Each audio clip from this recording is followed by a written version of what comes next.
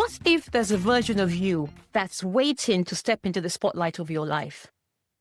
And what if that version of you is exactly what the world and you need right now? Hello and welcome to Repurpose for Your Next Chapter.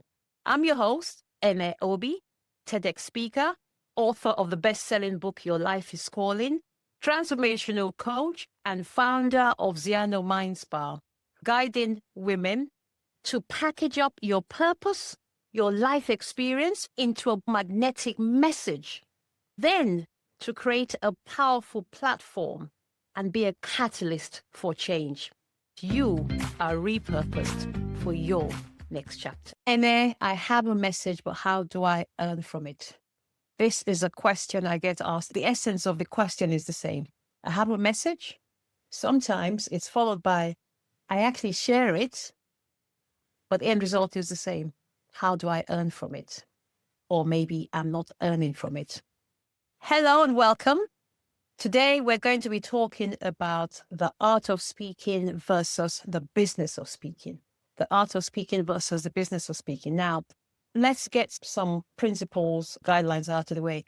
This is not intended for professional speakers. And when I say professional speakers, certified speakers, people who earn a large proportion of their income from speaking. So like keynote speakers, you go on stage, you're hired by an organization, by a non-profit, by some kind of community to come and deliver a keynote. And at the end of that, they hand you a check. If you still take checks in your country, here in the UK, I don't know that checks are still in use. But anyhow, you get paid for delivering a keynote. That's not really who this is for. This is more for people who have a message to share with the world. In fact, this is specifically for you if you are an emerging or a developing coach or speaker. And what I mean is that you have a message to share with the world and you want to learn how to craft it, to deliver it, and then to create products from it so that you can grow your business. That's really who this is for. So if that's you, I invite you to kick back, kick off your shoes, sit back and relax. Grab yourself a nice drink and let's begin. Welcome. The art of speaking versus the business of speaking. Now, in my journey over the last 5.5 years, since I transitioned from being in a 30-year corporate role to now being an award-winning, if I dare say, speaker and coach, I now look back on my journey and I noticed that there are 4 distinct phases for me in my journey. There were 4 distinct phases which align, if you like, with 2 different paths. So 4 distinct phases that break down into 2 different paths. The 2 different paths are the art of speaking versus the business of speaking. And the 4 distinct phases are phase 1, the mission. And by this is a phase where we identify that mission, identify that thing, that nudge, that calling, that tap on the shoulder, identify that thing that's calling out to you, telling you that there's more. It's really tricky to put it into words because although it's the same for people who get the tap, the words aren't so easy to articulate. And sometimes they sound really trite and meaningless. And that's a real shame because the feeling is anything but meaningless. So I'm going to use the best words that I can. And I'm going to ask you to ignore or to overlook the words and tap into the meaning of these words. So for me, it felt like a deep yearning. It felt, as I said a second ago, it felt like a tap on the shoulder. It felt like a voice in my head. It felt like a whisper in my ear. It felt like unfulfillment. It felt like regret. It felt like a part of my life was unlived. It felt like there was more. I'm hoping that somewhere in all those phrases, you have an idea of what I'm talking about. Here's one thing I know. If you have felt this feeling, which I imagine that you have, otherwise you wouldn't be listening to this. If you felt this feeling, I don't need to describe any of that because you know exactly what I mean. You know exactly what. Now, you may use very different words, but the feeling is the same.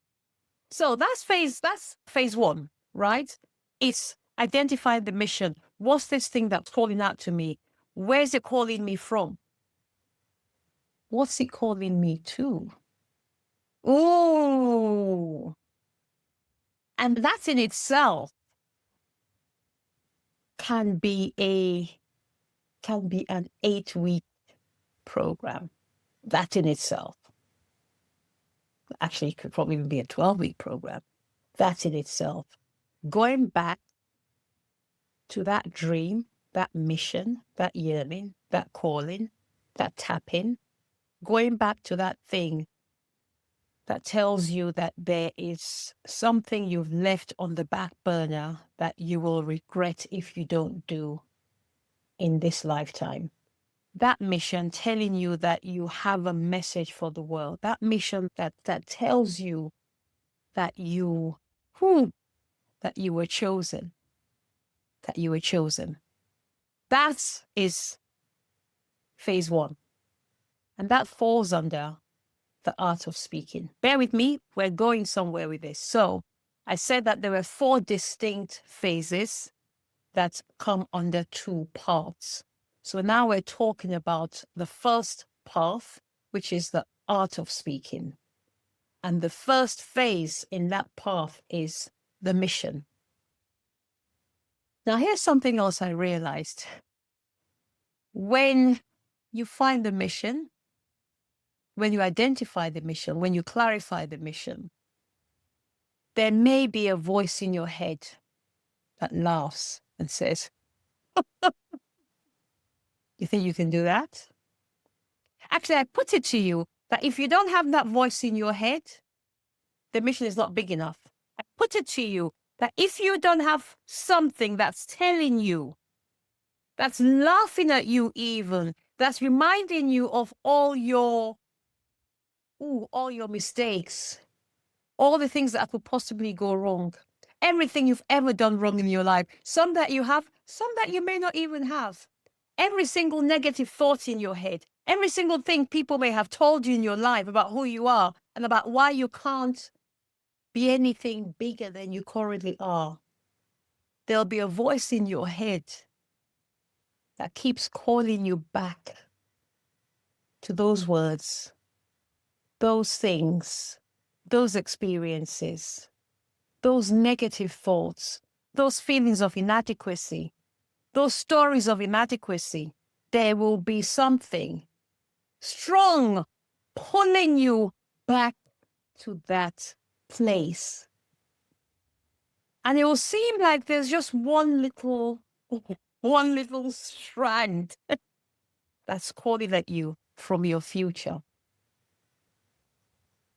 And sadly, for so many people, the voice of the past is stronger than the call from the future. But again, I put it to you, that's not you. How do I know? I know because if that were, you wouldn't be listening to this. You wouldn't have come this far. I don't know how many minutes we are into this, but you wouldn't have come this far in this clip if that were you. So I'm going to take it from here. Let me know if I've got this right. I'm going to take it from here, that from this point on, if those voices from the past are so strong, I'm going to invite you now to log off from here. Because from here, we're going with those who are saying, I hear the voices, but I choose to ignore the voices. Why? Because that one whisper is stronger to me than the din of negativity behind me. That one whisper from my future, that call from my life is absolutely non-negotiable. And I refuse to go another day without giving my future a chance. If this is you, and you haven't yet kicked off your shoes, now is the time to kick off your shoes and let's go. So, phase 2 is developing the messenger. Being an entrepreneur, being a business owner, answering the call from your life requires you. It will require everything in you to cut the strings from your past. It will require you to get up every day as a renewed person. It will require you to become somebody you have never been. You may have heard the quote, I don't remember. I think I heard it from Bob Proctor the first time. I don't know if he's the author of this, but I believe it was he who I heard it first from. To do something you've never done, you need to first become somebody you've never been. To do something you've never done, you must first become someone you've never been. It's all about becoming someone new every single day. Why? Because life will test. Life will test you. Life will get in the way. Life will give you reasons. Life will give you every single opportunity to give up. And the only thing that will stop you from giving up, in my experience, is you stepping into this higher being that you have never been before. But that is there and waiting for you. It's that higher being that's actually calling you. The one we talked about a second ago is actually calling you from your future. But I point it this way because we talked about it a second ago. So it's that mission that's calling you, that you are stepping into. The person who has achieved that mission is in front of you. They're not behind you. The person who's achieved that mission is not behind you. It's not someone you've been before. It's not someone you've been already. It's not someone you know. It's someone you do not know.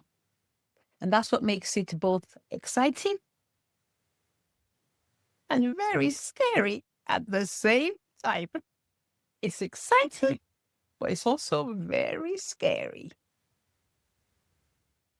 So phase 2 is all about developing the messenger. And this phase, as phase 2, that's slightly misleading, if I'm to be honest. Why?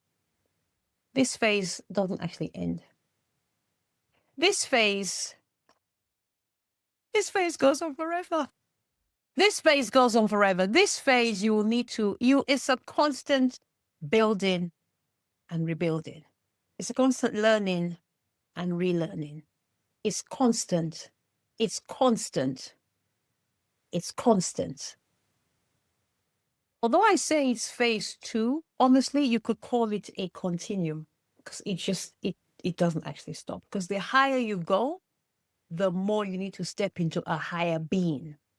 The higher you go, because who you are and what you know at level 2 will not get you to level 3. So as you step into level 3, level 2 the level 2 version of you will need to step up in order to be able to become the level 3 version of you. So that's a continuum.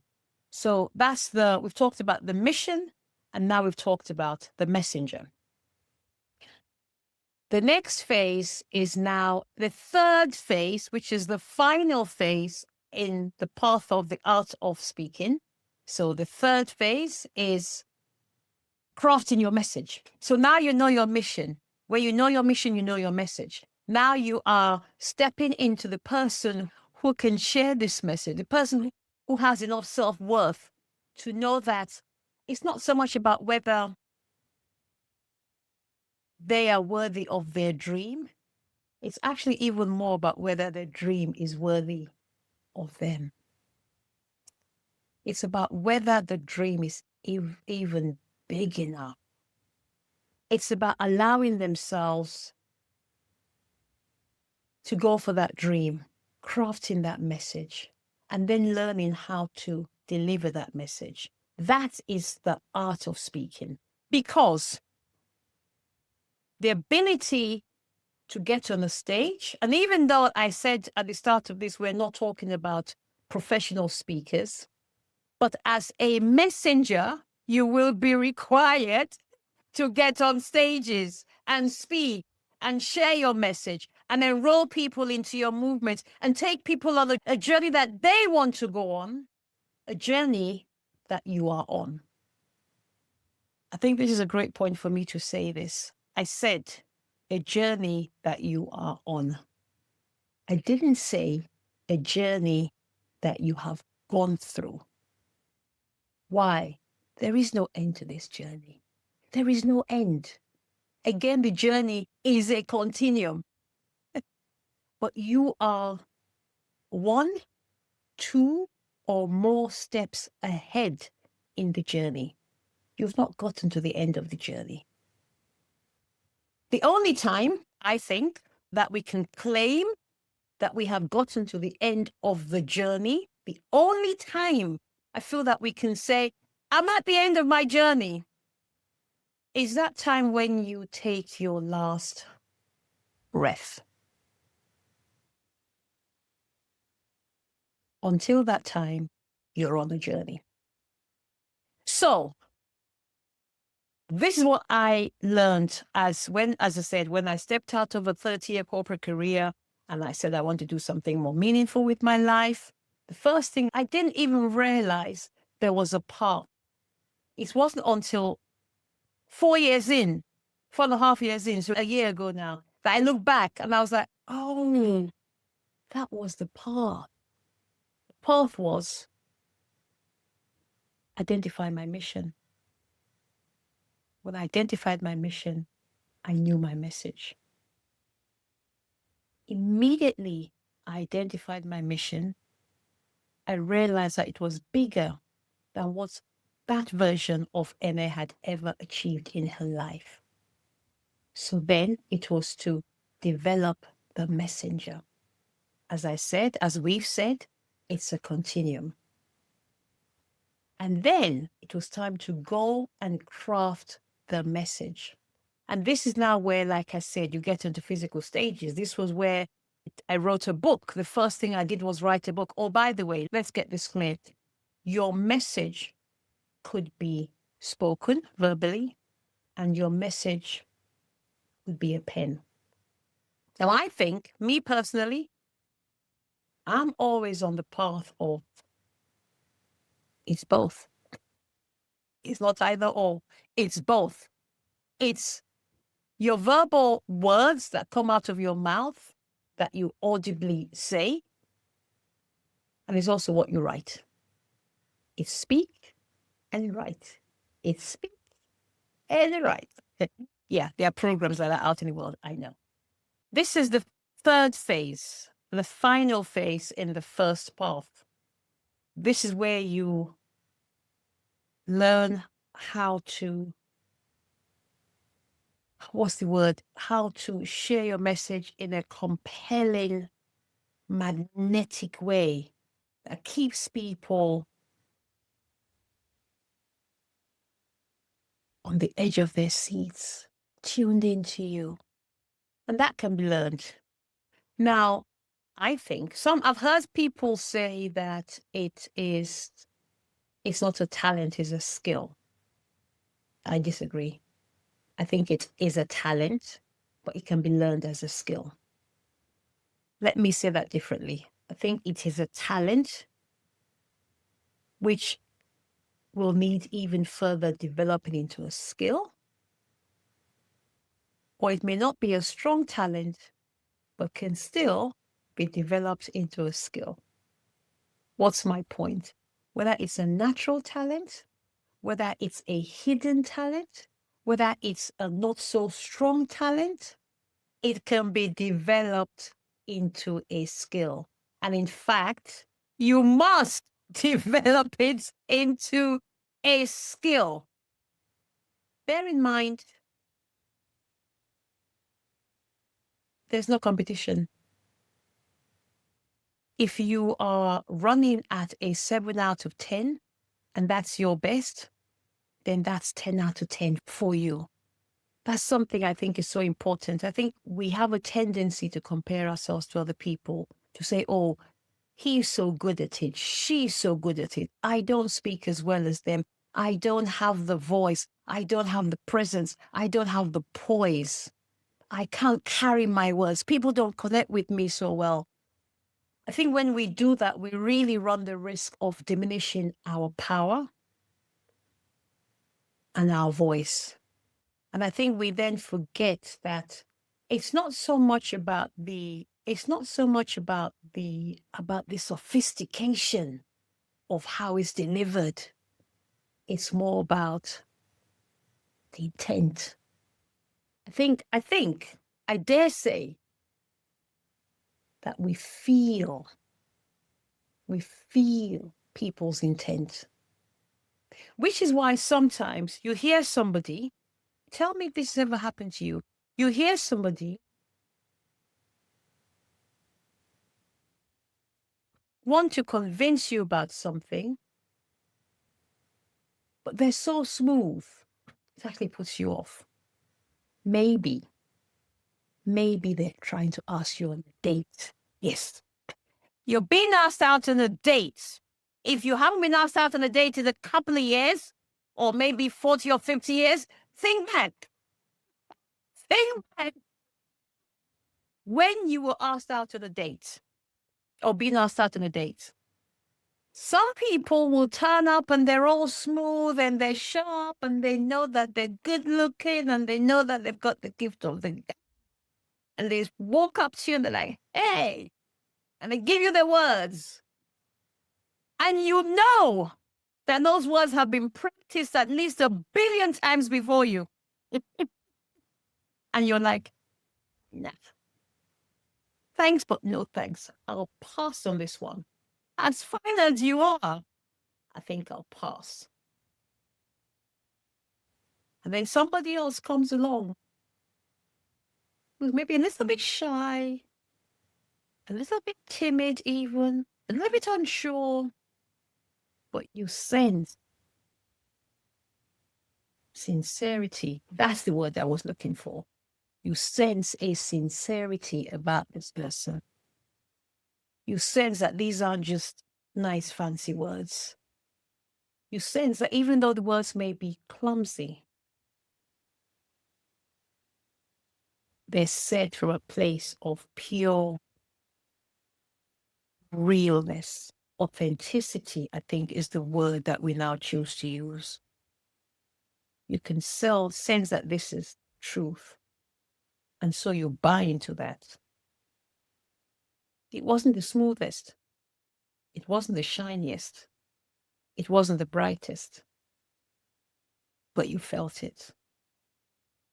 Which is why the late Dr. Maya Angelou, I believe, said, but I believe that this is why the late Dr. Maya Angelou said that people will forget what you said, people will forget what you did, but people will not forget how you made them feel. It's how you're made to feel. So the point I make is let go of all notion of he's better than me, she's better than me, I don't do this as well. And I'm going to invite you to just do you. Just do you. Trusting that somebody needs you just the way you are. Sensing that you don't need to be smooth.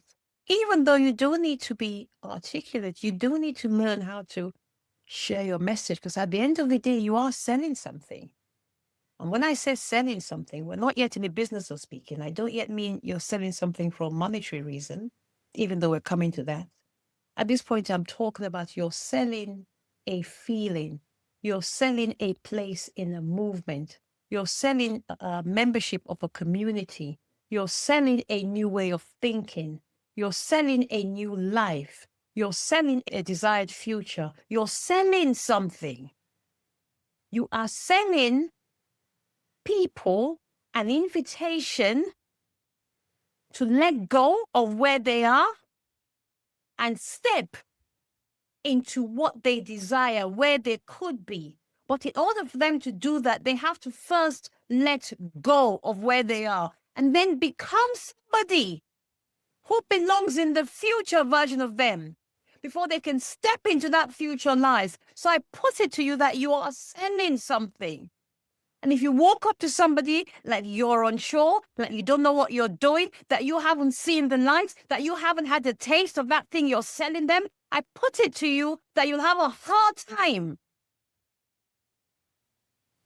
getting them to buy. I put it to you. Because the person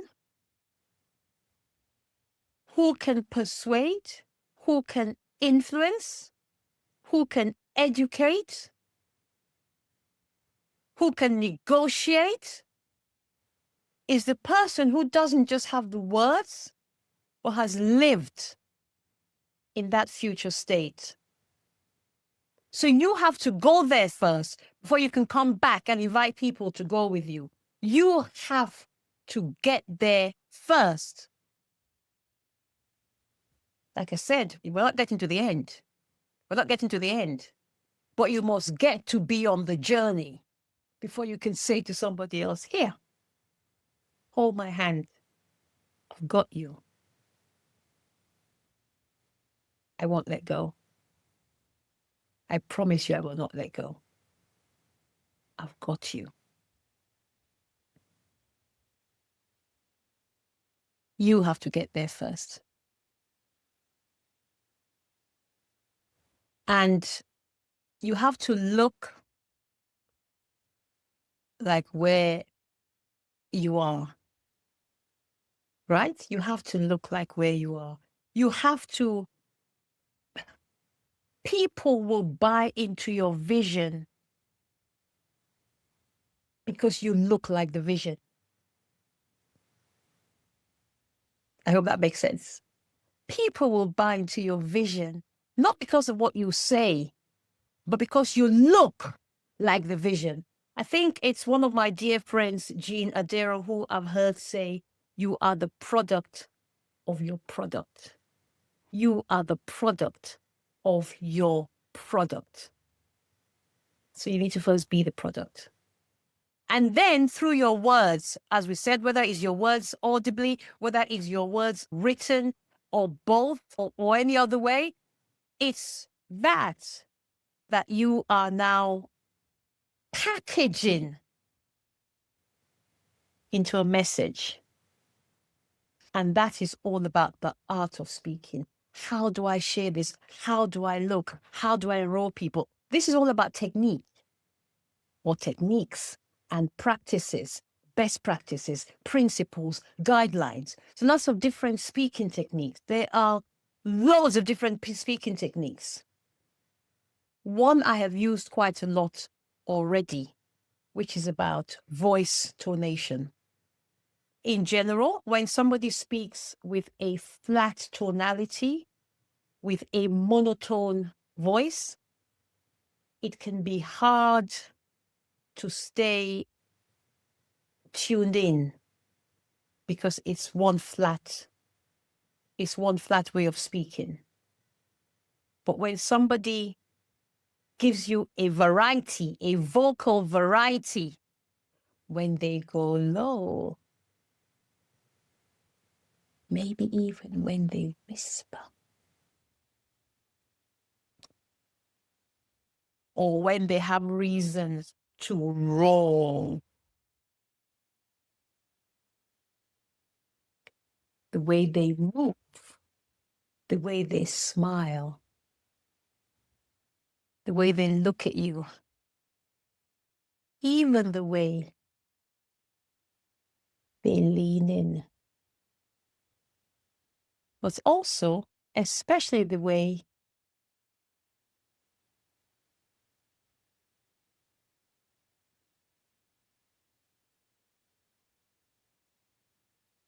they say nothing.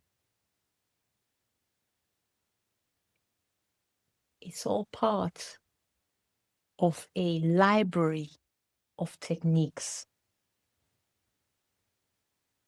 And it's not by accident. It's all intentional. It's all intentional. They're doing that to keep you visually and audibly engaged. Another way is to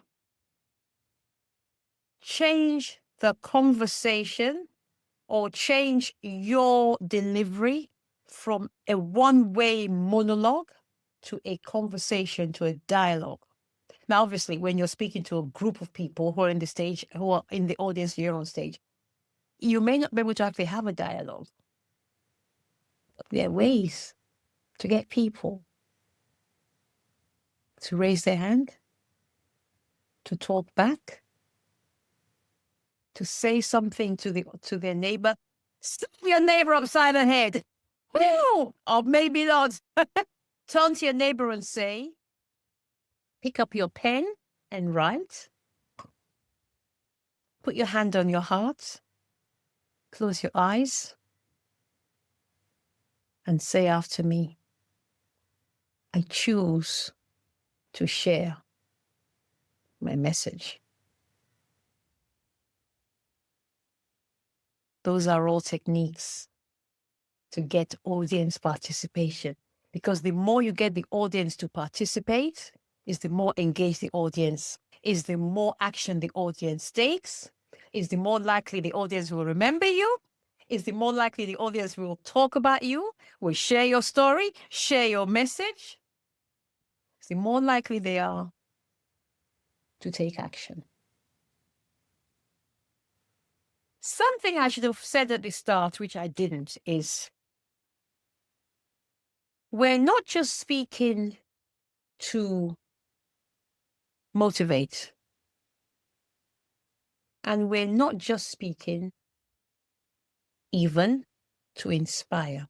Sometimes we think, oh, inspiration is everything. Oh, you're so inspiring. Oh, I'm inspired by you. No, that's just on the journey. Yeah, you will be motivated. Yeah, you will be inspired.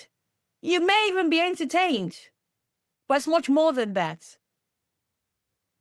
I invite you to have no involvement in how motivated people are. That's not your concern. That's not your concern. If you do your job, motivation will happen quite naturally. If you do your job right, motivation will happen quite naturally. So will inspiration. You will inspire people. Just by being on stage, you've inspired people. Because as I said, you are already on the journey. So just by sharing your story of where you came from to where you are now, you already inspired people. That's why they're there listening to you. So it's not to take it up a level. Get them to take action. You're not there for you. You're not there to show off about what you've done. Yes, you may say some, I don't want to say braggy things, not braggy. You will say things about your journey that will show where you were and where you are now. You will show people how you got, or you'll share with people snippets of how you got from where you were to how you are now. That will inspire people. But the point of sharing your story, and I'm going to come to storytelling in a second, the point of sharing your story is to make people know that if you could do it, then they can do it too. And you're there to show them the path. You're there to give them 3, 4, maybe 5 steps to get them started on their journey. But it's all about their journey. It's not about your journey. Is simply the example. Your journey is simply to tell them, I have got the map. And this is how we then get to the business of speaking. So just to recap, we talked about identifying the mission, clarifying the mission, finding the mission. We talked about developing the messenger because you are now a messenger, and the person who you were before will need to be transformed to the person that you are becoming. And we said that was a continuum, it's not a one and done.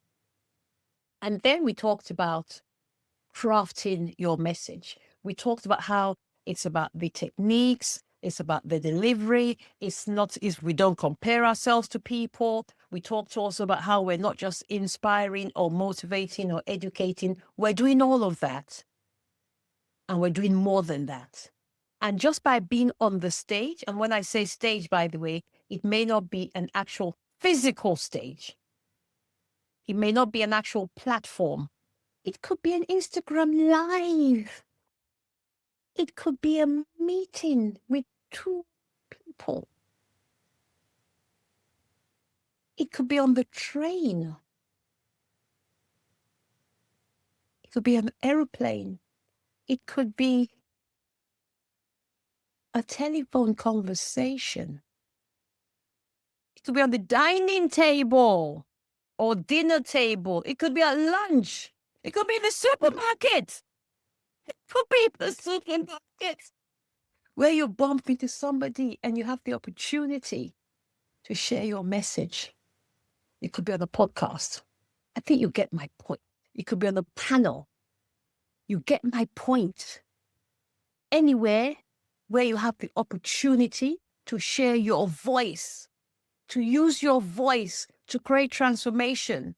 That's what I mean when I say a stage.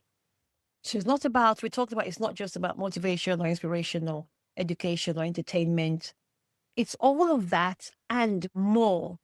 It's then about influence, about persuasion. It's about selling. It is about selling. It's about an invitation. It's about moving people through a journey. And all that packaged together is what we call, what I refer to as transformation. So it's about transformation. And that's actually what you desire to do, to transform. Not by badgering people on the head, not by manipulating people, not by bribery, but by showing the path because you have walked that path, and then inviting people to come on a journey with you. Now, not everyone will come. Have you ever heard 2 people say the exact same thing? I don't mean something similar. They literally say the same words. And one of them you're like, nah. And then you may say things like, I don't like his ears. Like what? You look for excuses. Why? Just say, I don't like him. But you never say, I don't like his ears. I don't like the way he looked up when he was speaking. What? And then the other person who said the exact same thing, you're like, yeah, I like her. I like her. Yeah, I like her. And again, you may try to justify it. I like her because She was wearing red lipstick, and I like red lipstick. Or something listen, I'm being facetious, but I want to believe that you get my point. My point is, we will look for excuses why we don't like something. We'll also look for excuses why we do. When really, I don't think we need to justify why we like certain things and we don't like certain things. That's the beauty of the world. But it also applies to you. There's a seriousness to this point. The point is, equally, you will share your story, your message, your invitation with people, and some will say no. That's not a reflection on you. It's not a reflection on you.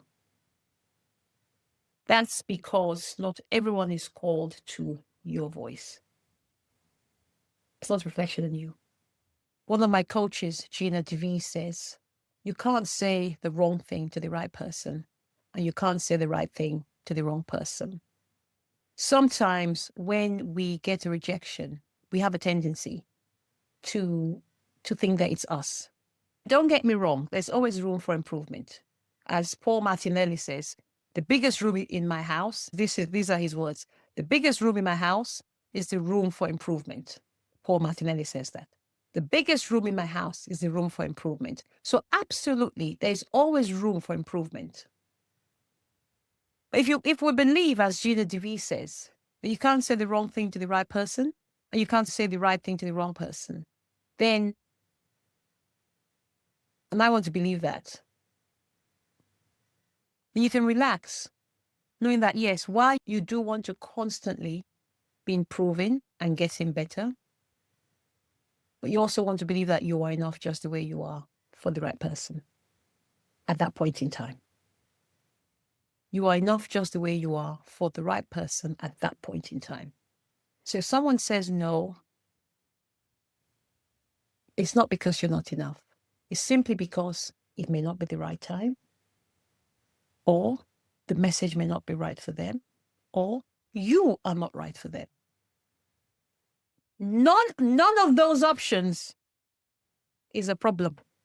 It's all good.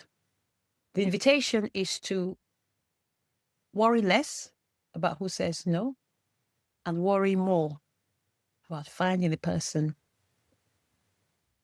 who's searching for you. That's where your energy should be. So let's go to the fourth of four phases. So the final phase, which is now in the path of the business of speaking. So now, how do we monetize? How do we turn this beautiful message into a business?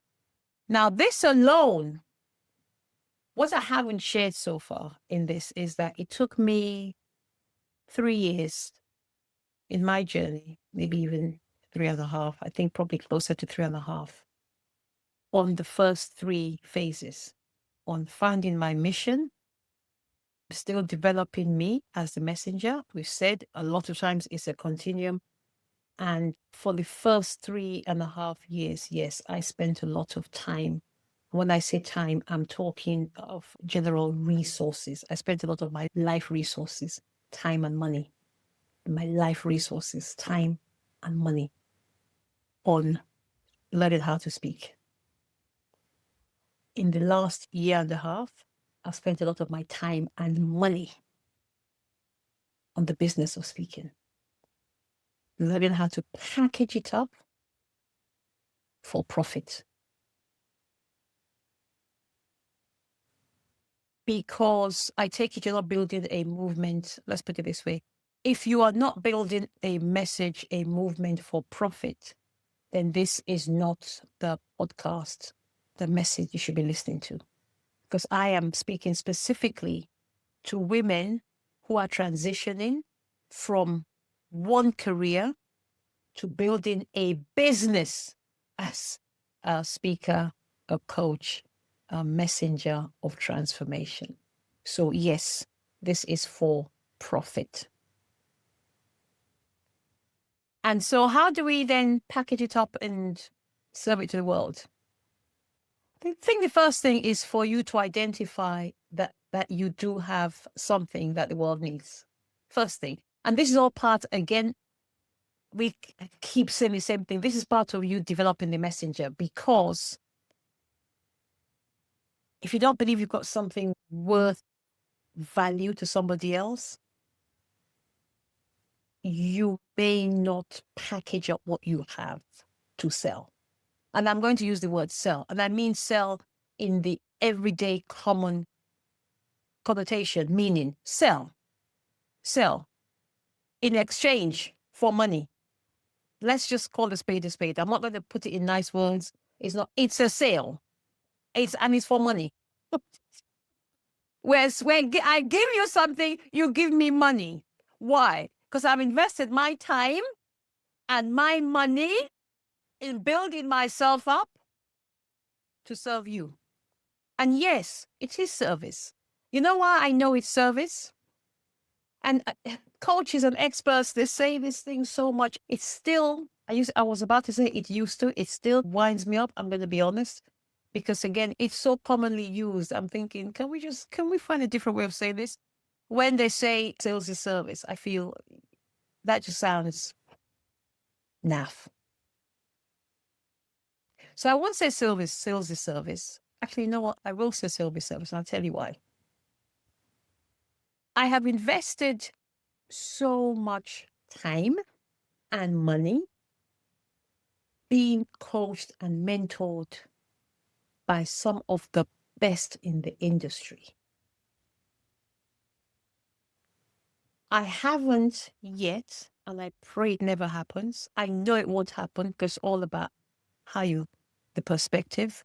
I haven't yet exchanged money for anything and thought, oh, I can't believe they sold me that.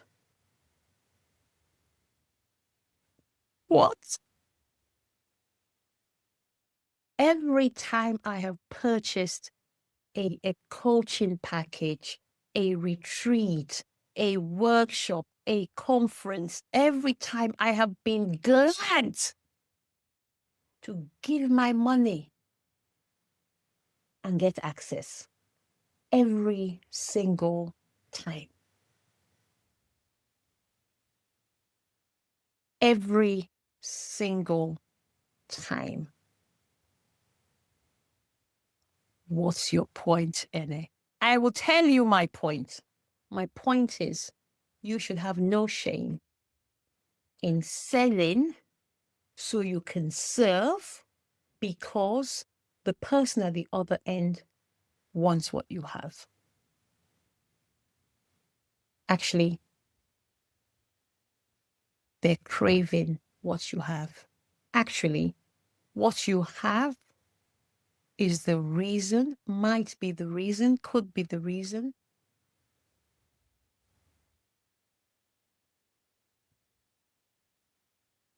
that they wake up a different person tomorrow morning. If that's the case, the question then becomes,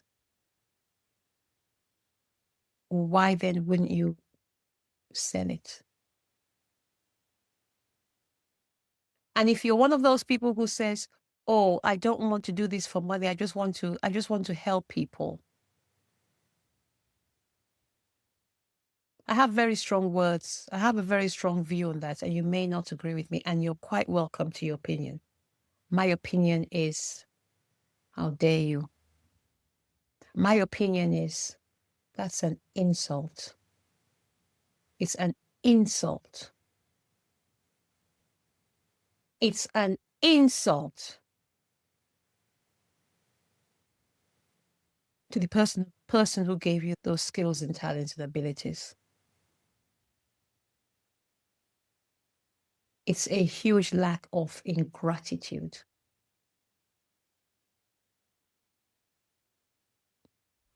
So how can you package up your offer? There's so many. Or how can you package up your message into an offer? There's so many different ways. And I will probably host a masterclass. Or by the way, before I get any further, I'm going to invite you, if you want to know more about this, I'm going to invite you to schedule a one-on-one call with me. I'm going to offer a 20-minute complimentary. By the way, I hate to use the word free. I will not utter the word free from my mouth because you can probably tell I'm not going to put myself in the category of free. I will offer a 20-minute complimentary consultation. You can DM me on Instagram is the best way, or you can find me. Yeah, you can find me. I'm everywhere. I'm going to also invite you, if you are in the UK or you can make it to the UK, on the 13th and 14th of September 2025. So that's in about 5.5 weeks. Come to London for a 2-day event where we're going to go deeper into this topic. We're going to find our message. We're going to learn how to craft our message. And then we are going to create a plan to serve our message to the world by selling it, or to those people who want it. 2 days, 13th and 14th of September 2025, right here in London at the Landmark Hotel. There'll be details below this video. Wherever you're seeing this video, there'll be details below. I invite you to join us. Where was I? There are lots. In fact, that's one way. That's one way you can share your message. Workshops, events, conferences, summits, seminars, masterclasses, strategy calls, discovery calls, whatever you want to call them, breakthrough calls. You can package it up into a VIP day. By the way, I have a VIP day. Yes, VIP days are one of my favorite ways to be coached, to be mentored, and also to coach. Why? It's one-on-one. It's one-on-one is one of the highest tiers you can get in a coaching wheelhouse offer package ladder, if you like. Why? Because it's one-on-one, it's individual, so you go deep into your specific issues. So rather than group program where you have people, there are lots of people, and you have to be relatively vanilla so you can meet the needs of everyone in the group. With a one-on-one, you go deep into your specific issues.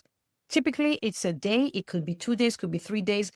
This is the beauty of this industry. You can get to do it your way. You can do you. Do it your way. My way is I typically host the 2 pre-VIP day calls. It's all part of the package. 2 pre-VIP day calls. And then there's 1 deep dive day. I prefer to do it in person. Why? Because we get together, we can hug, we can touch, we can kiss. You can see my eyes. I can see your eyes. You can see my body movement. You can feel me, as it were.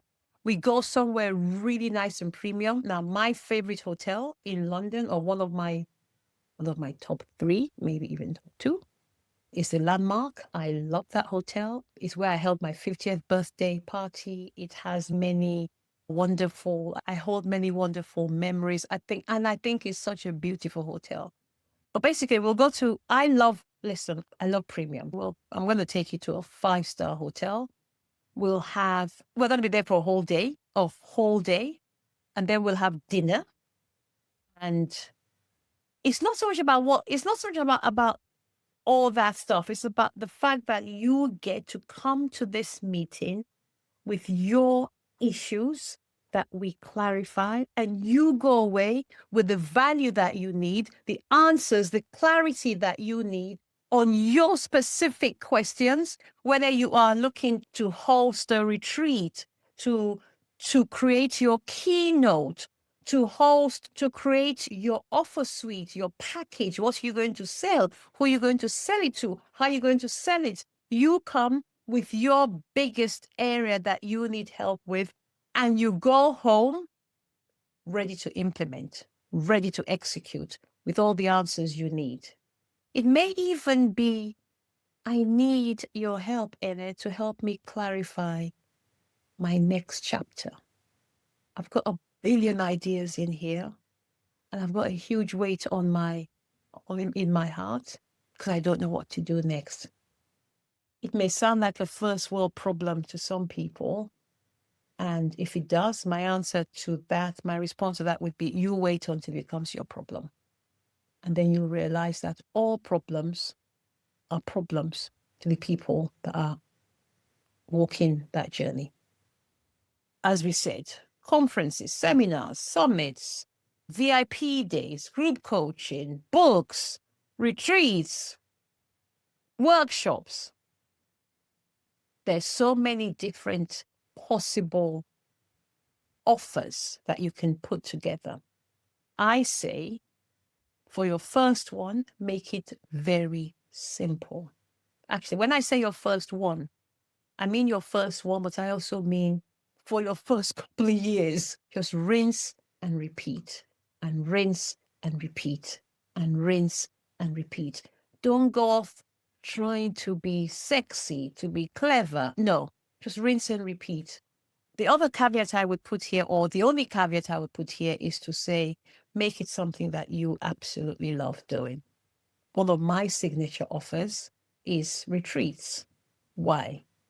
I love to travel. I love beautiful destinations. I truly believe that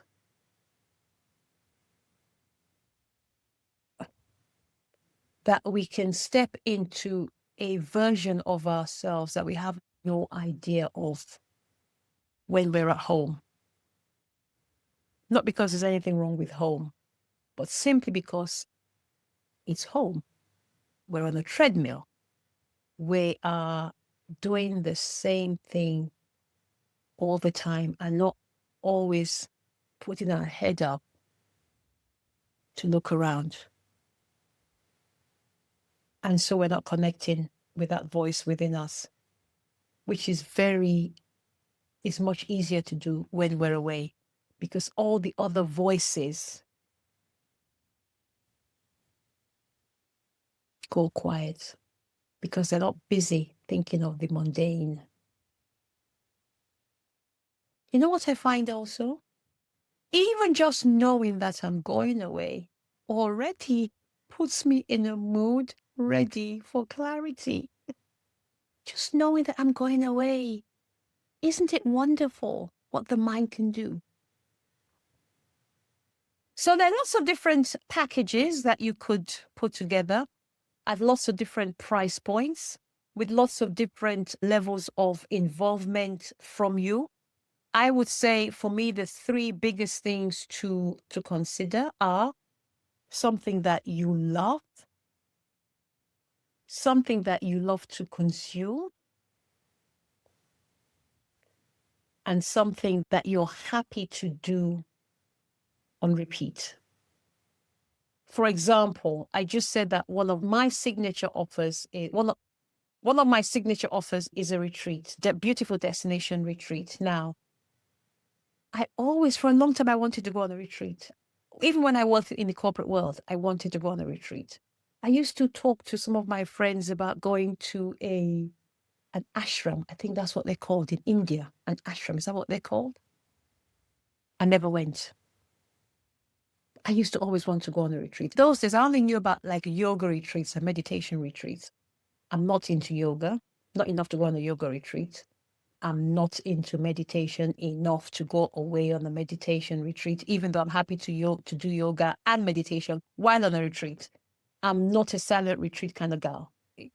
It's not me. It's not me. It's not me. I love to be quiet, but the minute you tell me I can't speak is the minute I want to speak. So I'm not sure about that. But anyhow, I went to Lisa Nichols' Dynamic Women's Retreat in Nassau, Bahamas in September 2021. And it was a combination of a business mastermind, if you like, and a self-development, personal development transformation retreat. And I remember that I felt such a pull. I felt so satisfied, so complete, that at the end of it, when I had my next one-to-one coaching call with Lisa, I remember I said to Lisa, thank you for inviting me. Oh, that's another thing. I paid to go on this retreat. Remember what we just talked about, serving and selling and not thinking that you have whatever. I was already working with Lisa as a one-on-one coaching client. So I'd already paid Lisa to coach me one-on-one for a year. I had paid her, coach me one-on-one for a year to help me get my speaking and coaching business off the ground. Then I paid her again to spend a week with her and a few other ladies in Nassau, Bahamas. At the same time, I was still coaching with her one-on-one when she invited me to the retreat. Two different costs. At no point did I think, why is Lisa trying to sell me stuff? Why does Lisa keep trying to take my money? I was like, Lisa, I'm coming. I'm coming. Wait for me. So imagine if she hadn't made me that offer. Imagine if she hadn't made me that offer. And imagine if I hadn't taken the offer. I wouldn't have known. Or I don't know how much longer it would have taken me to discover what my dream was. Because it was in Nassau, Bahamas, I discovered that one of my dreams was to take women on retreats away from home to beautiful destinations and come back as different people, to find themselves, not that they were lost, but they probably felt lost. To clarify what that dream is, to create a plan to birth it, to create their message and have it ready to be shared with the world.